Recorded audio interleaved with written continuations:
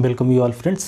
आज बात करेंगे फोलिक एसिड टेस्ट की, ब्लड टेस्ट के बारे में बात करेंगे। क्या क्या इससे पता चलता है, नॉर्मली कितना ब्लड में होना चाहिए, अगर वैल्यू कम होती है तो उसका क्या मतलब है, कितने में होता है, क्या सावधानी रखना, इन सब विषयों पे बात करते हैं। फोलिक एसिड एक तरह का विटामिन है जो घुलनशील विटामिन है। और फोलिक एसिड की अगर टेस्टिंग की बात करेंगे, क्यों ज़रूरत है, इसके यूज की बात करें कि कब करवाया जाता है, तो जब खून की कमी हो, किसी का हीमोग्लोबिन कम हो रहा है, 11 ग्राम से कम हो रहा है और उसमें भी मेगलोब्लास्टिक एनीमिया या मैक्रोसाइटिक एनीमिया सस्पेक्टेड है, मतलब एमसीवी बढ़ा हुआ है, उस केसेस में ये रिकमेंड करा जाता है। तो किसी को एनीमिया हो गई है, इसके अलावा प्रेगनेंसी के दौरान फोलिक एसिड की जांच करवा सकते हैं कुछ केसेस में। सब में करवाएं जरूरी नहीं है, कभी कभी करवाना है, क्योंकि प्रेगनेंसी में फोलिक एसिड का एक बहुत ही इंपॉर्टेंट रोल है। तो खून की कमी है प्रेगनेंसी के दौरान। इसके अलावा ऐसे पेशेंट में जिनको बीपी की समस्या है, हार्ट प्रॉब्लम है, कोलेस्ट्रॉल बढ़ा हुआ है, स्ट्रोक हो चुका है, किडनी खराब है, लीवर खराब है, उस केसेस में इसलिए कराया जाता है कि ये होमोसिस्टीन के लेवल को कम करता है। होमोसिस्टीन अगर बढ़ा रहता है तो थ्रेरोस्क्लेरोसिस या जो आर्टरी होती है उसको नैरो करता है, तो स्ट्रोक की प्रॉब्लम या हार्ट की प्रॉब्लम बढ़ जाती है। तो उन सब केसेस में ये फोलिक एसिड रिकमेंड करा जाता है। तो ज़्यादातर केसेस में अगर किसी को फोलिक एसिड रिकमेंड करा गया है तो या तो खून की कमी है, या तो वो प्रेग्नेंट है, या तो ये कुछ कंडीशन जो मैंने बताई है। अब ये ब्लड से जांच होती है तो ब्लड सैंपल लिया जाता है। और इसमें एक इम्पॉर्टेंट बात आपको ध्यान रखना है टेस्ट प्रिपरेशन में कि इसमें फास्टिंग चाहिए। सुबह का जो सैंपल होता है बिना खाए पिए 6 से 8 घंटे की फास्टिंग, मतलब फोलिक एसिड टेस्टिंग के लिए आप कभी भी ब्लड नहीं दे सकते हैं। अब एक और महत्वपूर्ण बात है इसकी प्राइस के लिए कि कितने में होता है। तो फोलिक एसिड टेस्टिंग लगभग 900 एवरेज है, आप 700 से लेके 1100 मान सकते हो पर टेस्ट का। तो लगभग ये 900 के आसपास पड़ता है। अलग अलग लैब में रेट अलग अलग हो सकता है। अब इसमें एक और महत्वपूर्ण बात है फोलिक एसिड टेस्टिंग में, एक तो सीरम में होती है कि ब्लड में कितना है, और एक आरबीसी का भी फोलिक एसिड उसकी अलग जांच होती है, वो कुछ केसेस में रिकमेंड करी जाती है।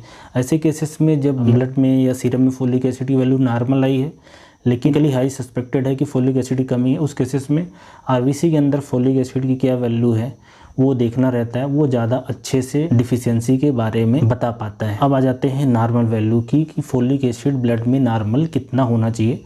तो जो इसका नॉर्मल अमाउंट है ब्लड में वो 3 to 20 नैनोग्राम पर ml होता है। अगर किसी का 3 से कम हो रहा है इसका मतलब है कि फोलिक एसिड की कमी हो रही है। कुछ केसेस में 3.5 से नीचे आने लगता है तो भी अर्ली फोलिक एसिड डिफिशियंसी मान सकते हैं। 3 नैनोग्राम पर ml से कम हो रही है तो फोलिक एसिड की कमी है ऐसा माना जाएगा। और 20 से ऊपर जाए, मतलब फोलिक एसिड का लेवल बढ़ जाए, ऐसा बहुत ही कम होता है, या ऐसा कह सकते हैं कि रेयर है।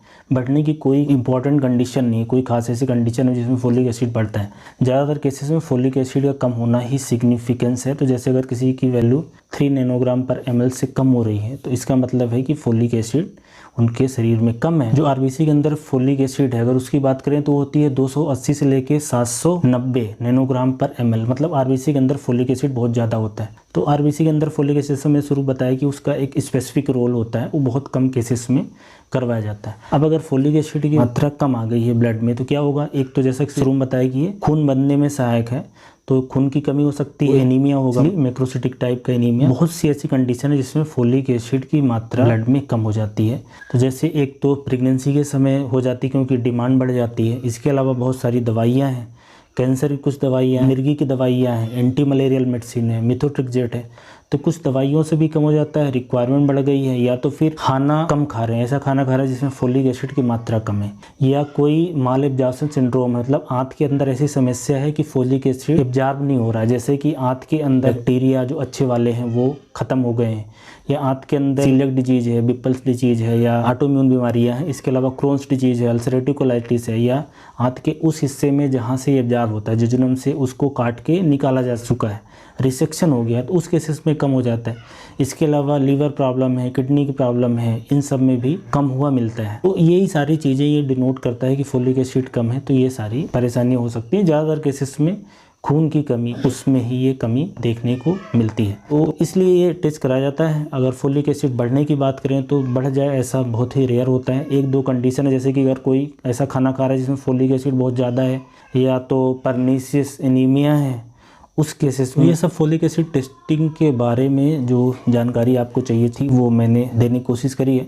इसमें दो महत्वपूर्ण बात है कि एक तो फास्टिंग से होती है, ब्लड से होती है, 900 के आसपास होती है। 3 महत्वपूर्ण बात है, बाकी कम ज़्यादा और नॉर्मल वैल्यू वो सारी मैंने एक्सप्लेन करी है। तो आई थिंक ये वीडियो हेल्पफुल होगा अगर कोई ब्लड टेस्टिंग कराने जा रहे हैं उनके लिए। एक और महत्वपूर्ण बात यह है कि जब भी फोलिक एसिड की टेस्टिंग कराएं तो विटामिन B12 की जरूर कराना चाहिए, क्योंकि फोलिक एसिड विटामिन B12 दोनों एक साथ ही ब्लड को बनाने में मदद करते हैं। तो कई बार ऐसा हो जाता है कि सिर्फ फोलिक एसिड टेस्टिंग करा ली और विटामिन B12 की कमी हो गई, तो उस केसेस में जो एनीमिया है वो तो करेक्ट हो जाती है, लेकिन विटामिन B12 की जो परेशानी है, न्यूरोपैथी, वो बढ़ जाती है। तो फोलिक एसिड की टेस्टिंग जब भी कराएं तो विटामिन B12 की करा लेना बेहतर रहता है। Thank you.